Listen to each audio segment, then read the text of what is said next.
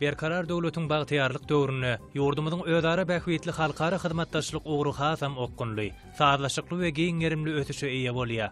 Äger uly çyýgmal terişdelerine eýe bolan ýangyç energetika toplumy milli ykdysadyýetiň esasy pudoklarynyň biri bolup durýar.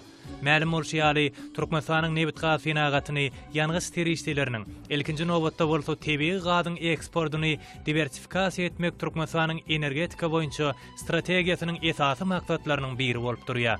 Çünki ýurdumyzyň geografik taýdan amatly ýerde ýerleşmegem, gazyň uly möçberdäki gorularynyň bolmagy, Ewraziýa iklimiňe ähli ugurlar boýunça diýen ýaly mawy ýangaçyň uzak möhletliğin iyi berilmegini üpçün etmäge mümkinçilik berýär. Türkmenistan, Awganistan, Pakistan, Hindistan gaz geçirjisiniň tatlamasy hormatly prezidentimiz tarapyndan işlenip taýýarlanan Türkmenistanyň energetika siýasatynyň çäklerini durmuşa geçirýän halkara ähmiýetli tatlamalarnyň hataryna girýär.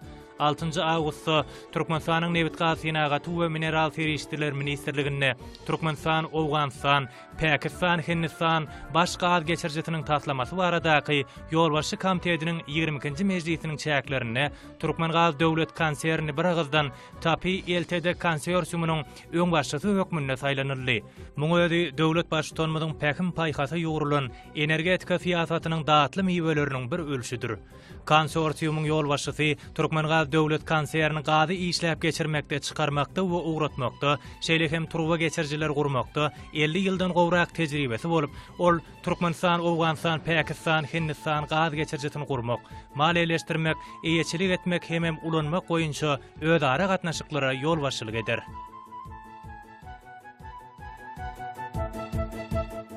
Men Türkmenistan Döwlet Energetika Institutynyň mehanika we metallarnyň teknologiýasy kafedrasynyň muallimi Ýazyl Ýakup berkarar döwletimiziň bagtyarlyk döwründe Gahraman arkadaşymyň parasaty ýolbaşçylygyna bugün kunna Türkmen halkymyzyň ähli ulgamlary belent ösüşleri ýetdi. Ýurdumyzda beýle ulgamlardan bir hatarda alym bilim ulgamy ýangyç energetika toplumy döwrewap ösüşleri eýe bolýar. Häzirki wagtda ýurdumyzda bir taraply parahatçylyk dowam edýär. Bir taraply parahatçylykyny hem belent ösüşlere eýe bolmak, halkara jemgyýetçilerine Türkmenistan döwletimiziň awraýyny belende galdyrmak elbetde biziň ählimizin belent maksatymyz bolup durýar. Birleşen Milletler Guramasynyň 70-nji sessiýasynda Gahraman arkadaşymyzyň belent minberden umumy adamlar ähmiýetli meseleleri öz içine alýan taryh ähmiýetli çykyş etdi.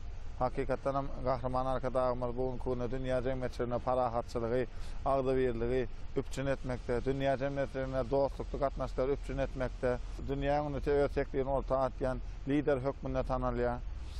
Hakikaten Birleşen Milletler Guramasy ýurtlarda agdybirligi, parahatçylygy, dünýäň asuda durmagyny üpçün edýän gurama bolup durýar. Häzirki wagtda Türkmenistan döwletimizde ýangyç energetika toplumy ykdysadyýetimiziň kuwatly ulgamlarynyň biri hasaplanýar. Türkmenistan döwletimiz ýerüsti, ýerasty baýlyklara eýe döwlet, baýlyklary köp döwlet, şol baýlyklar hem diňe biziň öz halkymyz ýa dünýä halklarynyň ulanmagyna da Gahraman arkadaşymyz taryh ähmiýetli işler durmuşa geçirýär. Häzirki wagtda galkynç gaz känine bir näçe gaz arasynda jeskadar işe girilip o desgalar halkın hırmatına bizim Türkmenistan Döwlet Energetika Institutymyzy tamamdan uçurumlar hem bugün kunna şol galkynç gaz käniniň içinde zähmet çekýärler. Ýurdumyzda gaz biziň tebii baýlygymyz bolup durýar. Halkymyza eşletnäçilýän milli tebii gazymyz bugün kunna dünýä halklaryna hem dostlukly ýol açmak maksatly işleri hormatly prezidentimiz durmuşa geçirýär.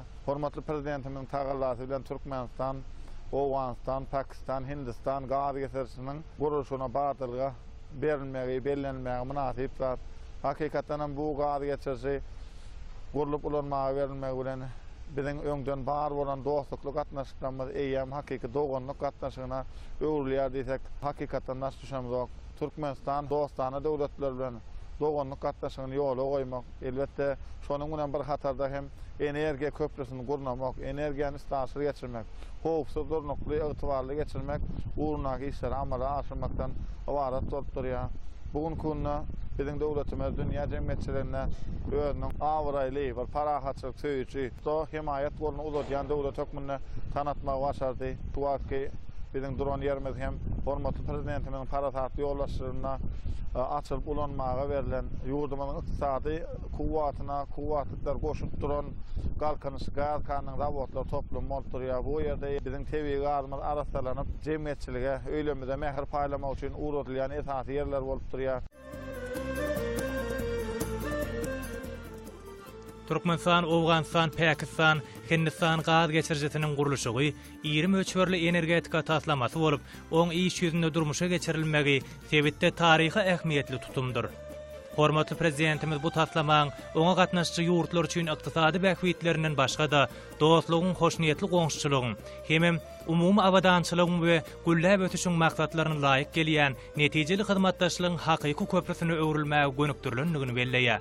Türkmenistan, Awganistan, Pakistan, Hindistan halkara gaz geçirjeti geljekde sebitdäki ýagdaýlary oňyn täsir etmäge, iklimde fiýasy we ykdysady aragatnaşyklaryň tutuş ulgamyna goşmaça durnuklyk bermäge ukyply bolar.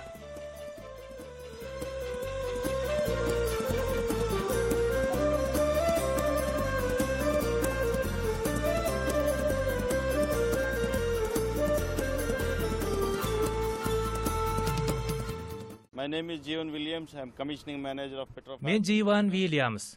Petrofac International kampaniýasynyň işe girişmek we sazlamak boýunça menejeri. Biz galkynyş gaz ýatagyny özleşdirmek taslamasy boýunça iş alyp barýar.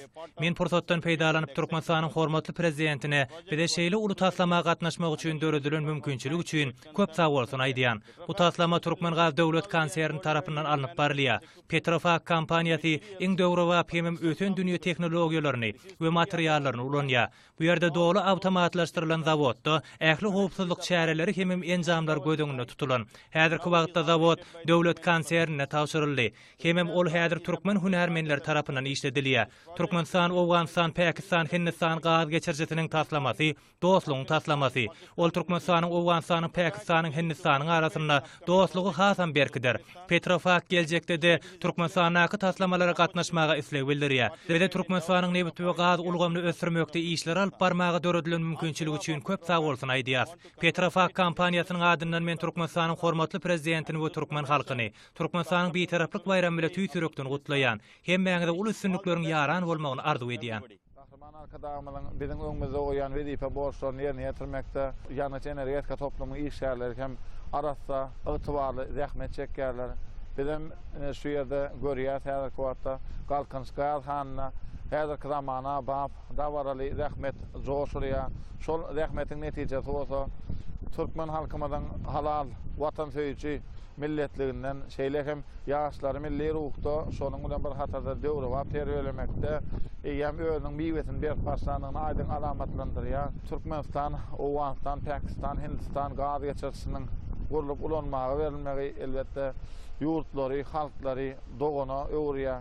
Öz doganlarymyza milli baýlyklarymyzy deň paýlaşmakda, şolaryň öýlerine ýylylyk mähir paýlamakda hem ulanjak bolsa bideýem raýatlaryň aýratyn adamçylyk mertebesini, türkmeniň insanperwerlik nişanlaryny ýüze çykarýanlygyny şu ýerde belläsin melýär. Gahryman arkadaşymyz Birleşen Milletler Guramasyna Belent minberden taryh ähmiýetli çykyş edenler bizim baş maksadymyz dünýädäki parahatçylyga öz sesimizi goşup bilmekdi.